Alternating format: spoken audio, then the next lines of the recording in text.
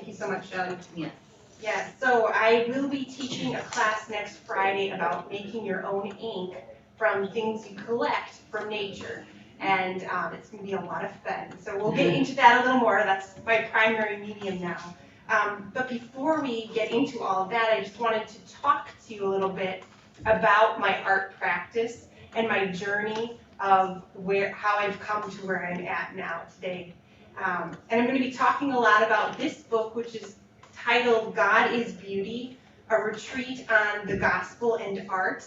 And it was actually written by Carol Wojtyła, St. John Paul II, before he became Pope. It was a retreat that he gave to artists, and it was only recently discovered in the Vatican archives. So it just was published in 2001 in the fall, so it's hot off the press. But it's my joy and my pleasure to share with you the truths I've discovered from reading it. Let me just turn to my notes here. So, I'm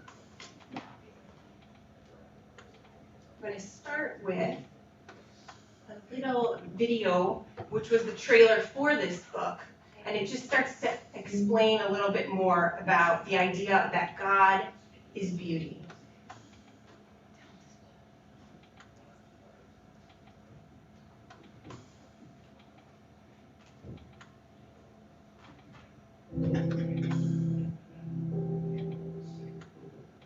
There is a certain unique sensitivity beneath the human soul. A kind of musical string that vibrates when a person meets up with beauty.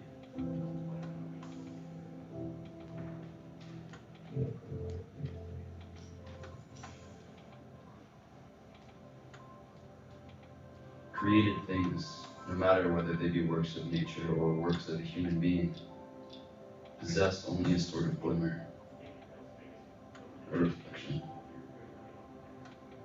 Make it louder, Shelley. I couldn't hear, but This maybe from there. beauty is found in them.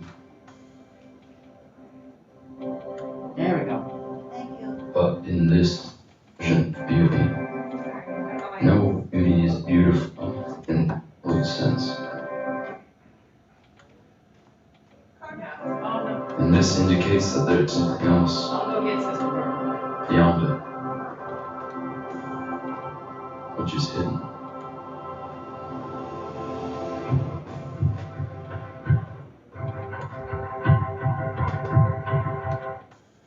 I apologize for the jumping a little bit there, but we're going to be unpacking those truths. Okay, a little bit more. So I want to just go back to my childhood and talk to you a bit about where I first started to experience beauty and how that affected me as a person and went on to affect me as an artist later. I grew up with a great love for the land. My parents taught me to garden from a very young age. They tell me when I was 2, I could tell the difference between a carrot and a weed. And so I was out there, their slave labor, right? Weeding in the garden, but starting to understand where my food came from and enjoying being surrounded by the birds and the fresh air and all of that.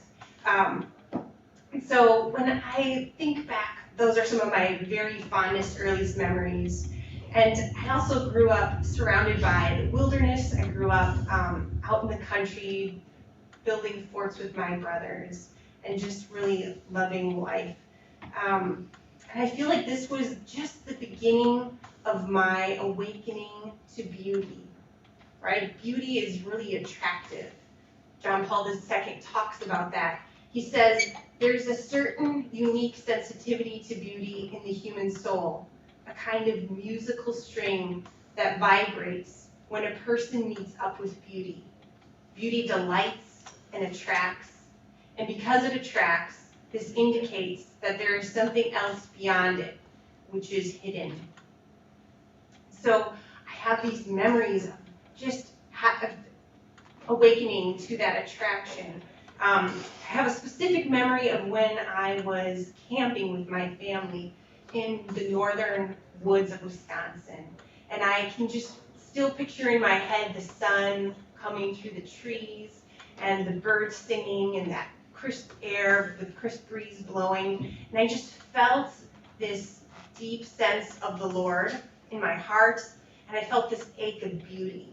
And I think all of us can relate to that idea that beauty can touch us and move us in a way that's so profound that almost aches deep within ourselves. And I think part of that is because we're connecting to the Lord, but He's not here fully yet, right? And so we long for that eternal beauty. So I invite you to just think in your mind. I'm sure you all have a sunset or a song, or maybe it was a beautiful work of art that touched your soul and left you aching a little bit. All created things, no matter whether they be works of nature or works of art, possess only a sort of glimmer, a reflection, a certain fragment of beauty. This beauty is found in them. This beauty is abundantly, superabundantly distributed throughout the visible world. But indeed, in this dispersion of beauty, no beauty is beautiful in an absolute sense. God alone is absolute beauty. And so as I'm thinking back on my childhood and on my art practice, it's very inspiring for me to read these words by Karol Wojtyła, soon to become John Paul II, that he could recognize and put to words so well this glimmer of beauty that we see in the created world and also in art and all created things, both human-made and just naturally made. And he goes on to talk about this encounter of a rich young man with Jesus who says, "Good teacher, what must I do to inherit the kingdom?" I'm sure you've all heard that story. And Jesus responds, "Who is good? Surely no one is good except God, only God," right? And if we take that and we just substitute the word goodness for beauty, we can get another idea of how God could be beauty. And we can do this because we know that we can find God in truth, in beauty, and in goodness. So if we take this and instead imagine that the young man said, "Beautiful teacher," and Jesus responds saying, "Who is beautiful? Surely no one is beautiful except God, only God." And so it's so incredible and just amazing that we can enter into the reality of who God is through beauty, through art, through the natural world. Beauty is found in the whole of creation. It's found in nature and found in art, in works of human beings. People seek this beauty in their works of art, and they find it in works of nature, and they seek to express it in their works of art. They desire to locate it there, develop it, or even create it, so that they can find beauty there and so encounter goodness. And I think this is part of what has attracted me to the arts. And I didn't realize it so much growing up, why that was so attractive to me. But I was seeking to encounter the goodness of the Lord. And this was the avenue that He created me to seek Him. And so, I went just a little bit ahead. And so, I was always attracted to drawing and painting. I got that from my mom. She taught me how to draw. And I remember doing my first acrylic painting. I thought, I'm going to be a real artist now. I'm going to paint in acrylics. I've painted in watercolors. That's for little kids, but now I'm going to paint in acrylics. And I was probably in 4th grade or so. And I thought it was going to be so awesome. I was going to paint clouds with the sun.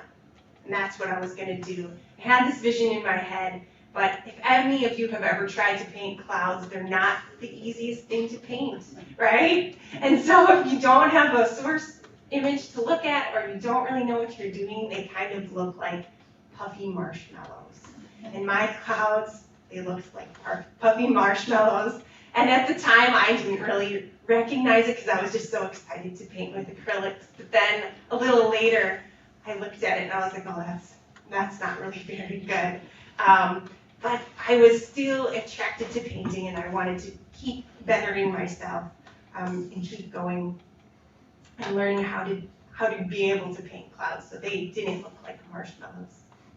When I was in high school, I was invited to go to this youth retreat at the Pontiac Silverdome in Detroit, and it was a non-denominational retreat, and there were tons and tons of kids, and there were speakers and musicians, and at one point, a group of artists came on the stage, and they had these big boards, and they wrote on all these words. They wrote like sin and pain and sorrow and all these like pride, all these words that were negative and wounding words. And then over the top of that, they drew.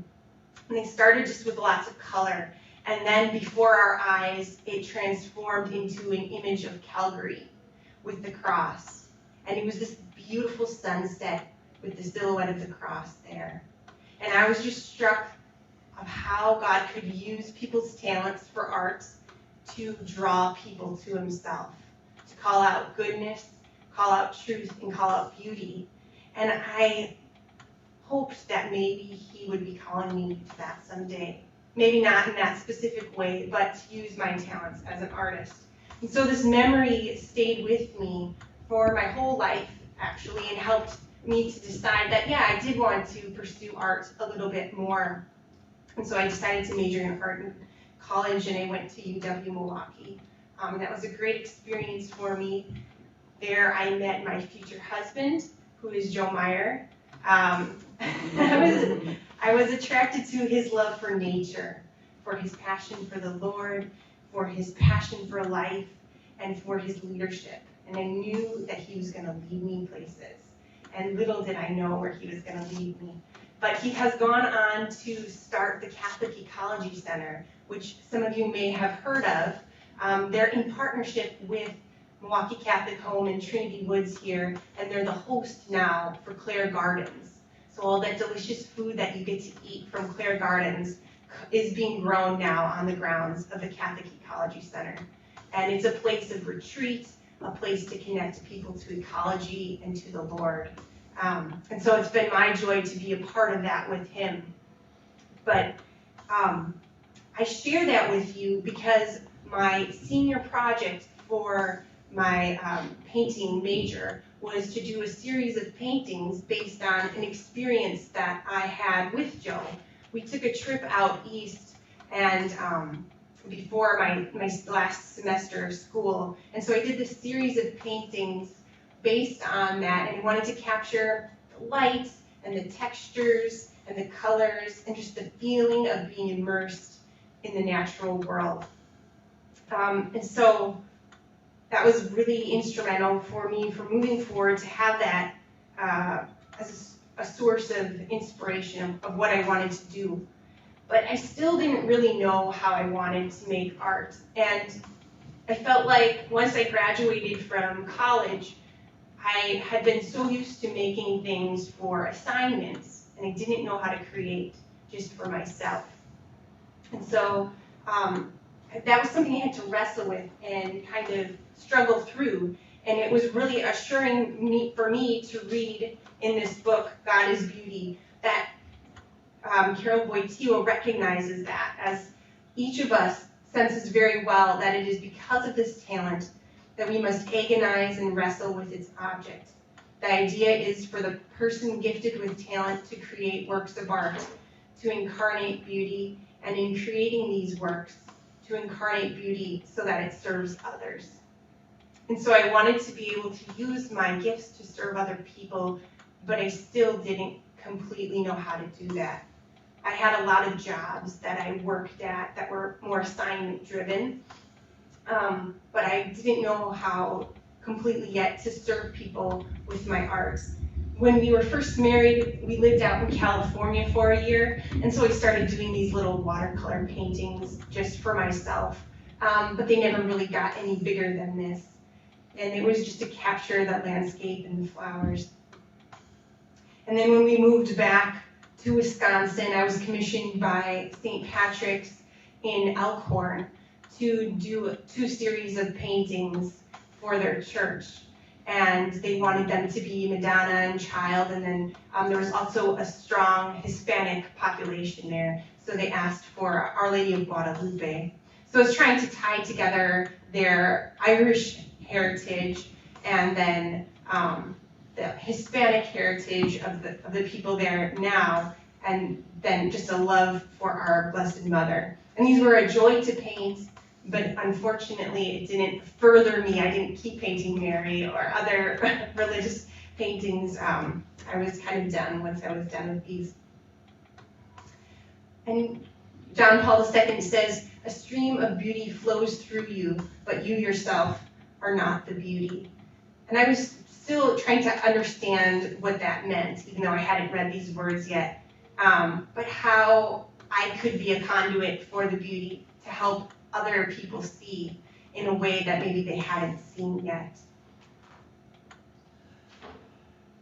And it wasn't until after I had children, and actually I was diagnosed with an autoimmune disease, and so I had stopped painting for a number of years. And then a good friend came to me and said, you should really paint again. You should share that with the world. You have a gift there, and you need to share it. And so through her gentle words of encouragement, I started to paint leaves, and I started to share them online, on social media, and on an online gallery. And as I was sharing my work, I was also looking at other people's work, as so often is the case. And I stumbled upon this book called Make Ink, A Forager's Guide to the Natural Ink Making. And I had never heard of this before, but it really awakened something in me and was so exciting. And it's basically a field guide of how to make your own ink from the natural world. So everything from acorn tops to goldenrod to sumac to wild grapes, all could be used to make colors. And it felt like a whole new world was opening up for me. I began to see the world through the eyes of an ink maker. And so I was always like, oh, I wonder if I can make ink out of that. My family and my kids would kind of give me a hard time for it. But it was really life-giving. And this is a picture of a basket with some things that I would collect to make ink out of. You can see the sumac, and there's some acorn tops, some black walnuts, some oak galls. And you would think, having to collect everything, and then the process of making ink usually involves a lengthy amount of time of simmering the organic material in a pot, to extract that pigment into the water. And then you have to add certain additives to help it to be a little more permanent and to bind to the paper. You would think having that whole process would make it harder for me to make art, but in fact it made it easier. I was just delighted by the colors I could make, and every new color was a discovery, and it became something that I could do with my family. So I would take my kids with me and we'd go collect petals and see what color we could make from it, right? On the bottom here is an image of bird's foot trefoil, which is an invasive flower, but when you make ink with it, it makes this lovely golden yellow. And so sometimes I knew the colors that I was going to get ahead of time, and sometimes I didn't, and it was an exploration either way. So these are some examples of some of my work using all inks that I created myself. Here's a little video I'm going to play in the middle just to show you the process of making ink from goldenrod flowers. So I went out and collected a bunch of these flowers, and this is a simpler one to make, and then I put them into a pot. Here we go. And then poured hot water over the top of them, and the hot water starts to extract some of that pigment from the color. From the plant and into the liquid. And then there's a series of things to add and then to strain. And And sometimes you have to simmer things or let the water evaporate off a little bit more to reduce the pigments in the liquid and make a more vibrant color. But to be able to paint the land with the land was a really amazing thing. And it's something that still invigorates and excites me.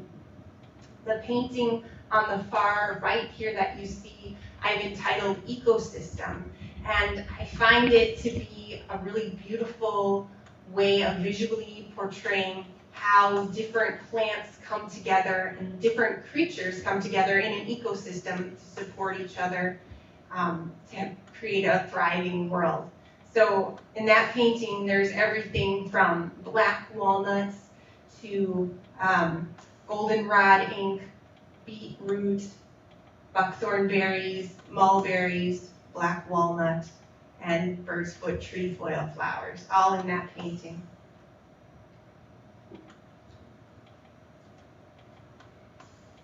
And so as I painted a lot of these spring ephemeral flowers. And spring ephemerals are the first flowers that emerge in the winter after a long winter's rest. And they were really symbolic for me because I felt like I was re-emerging as an artist from this long rest of not painting at all. And so I wrote a poem to go along with this and showed them in a little exhibit at the Catholic Ecology Center last year. The poem and the show was entitled Hope is Rising. Rays warm the remaining chill, wonders of life and new beginnings. Hope is rising. Living colors quietly emerge, heralds of the change that's begun. Hope is rising. Ephemeral visions, fleeting beauty, leaves an ache for the eternal. Hope is rising. Greater joy is yet to come, yet each glimmer is worth savoring. Hope is rising. So I did a whole series of paintings on that, and then as I was saying to you before, sometimes I knew the colors I would get because I was researching and reading books on dye making and ink making, but sometimes colors were an exploration and a discovery in their own right. And that was the case with the Landsleaf Coreopsis ink, which I made from this flower here in the middle is Landsleaf Coreopsis. It's a native Wisconsin prairie flower that blooms here right at this time right now. And I thought I was just going to get a yellow from it because it's a beautiful yellow flower. But I was in for a surprise when I poured the hot water on and then added alum, which is a mineral mordant, and it helps to brighten yellows typically. And when I added it, it made it bright orange. And I was like, what? Bright orange? I never thought I'd get that color. Let's see if I can pause it there. So this just shows all the different colors that you can make from Landsleaf Coreopsis with different things that are added to change the pH slightly, and different minerals and metals. So anyways, so I made this orange, and I thought I have to paint an oriole. What else could I paint with orange? So I painted the oriole on the right, and I just loved it. I loved the way the acorn top black was mixing and separating with the Landsleaf Coreopsis orange. And I went on to also paint this butterfly with the same orange from the Landsleaf Coreopsis.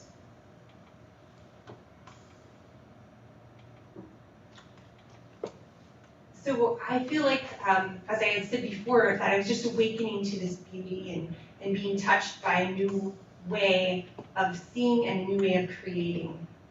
And during the pandemic, we were all kind of locked down, but my family lives on a 20-acre parcel adjacent to a 50-acre preserve. So we went for family walks twice a day, and they were just such a source of joy and refreshment for my soul, and I wanted to remember those. So I did a series of paintings to remember that feeling of being surrounded by the woods, being surrounded by that leafy canopy. And so these are two of them from that series. And I also started making my own pens from sticks that I gathered on the property And so the finer line work that you see in these paintings was created with those pens that I carved from the sumac and the elderberry branches.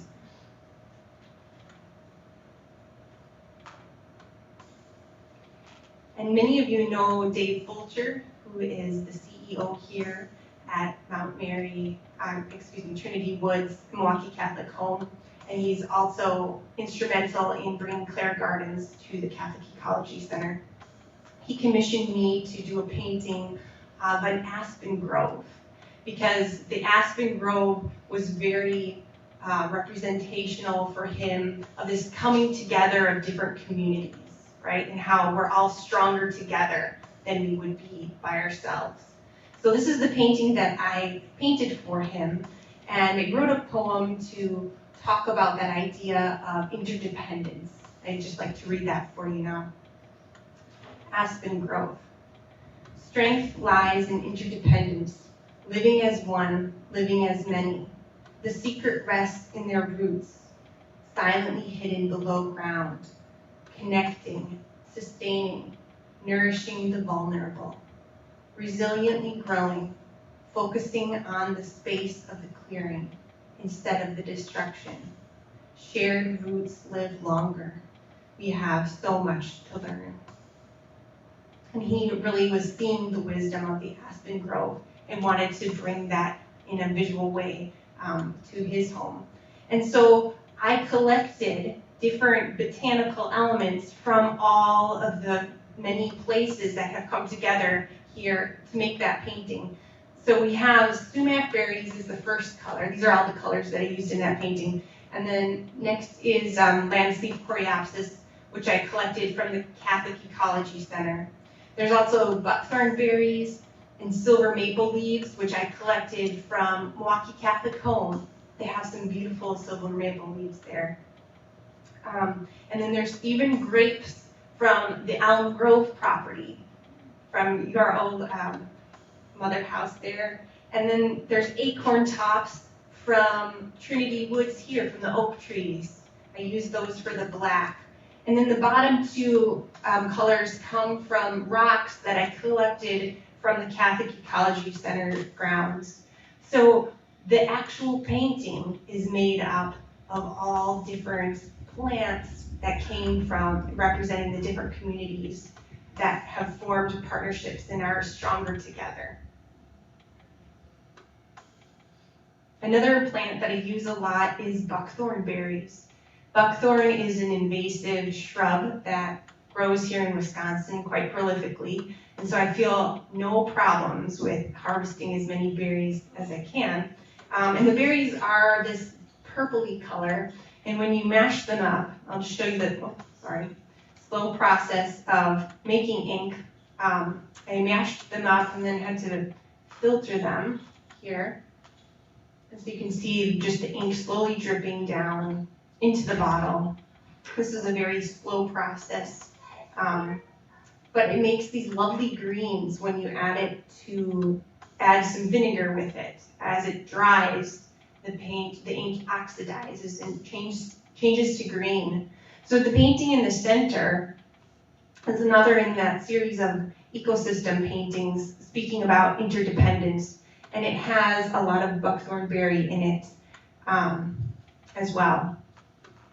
The painting on the far right is actually made out of stinging nettles, rhubarb roots, and black walnuts.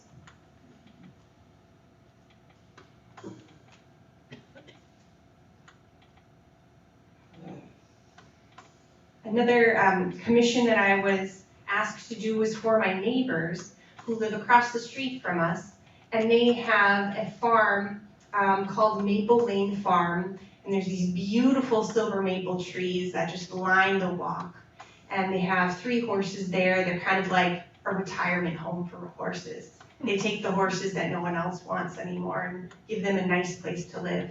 But they weren't going to be taking any more new horses. These were their last 3, and so they wanted to have a painting done to remember them.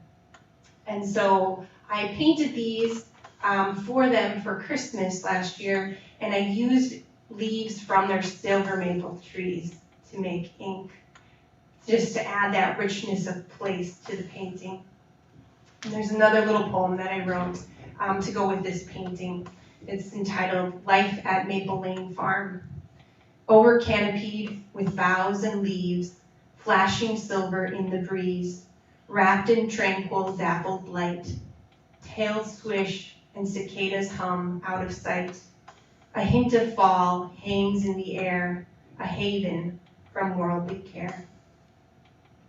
And so this slide right here shows some of the different inks that I made for this painting. The first 3 are made from those silver maple leaves that I collected from their trees.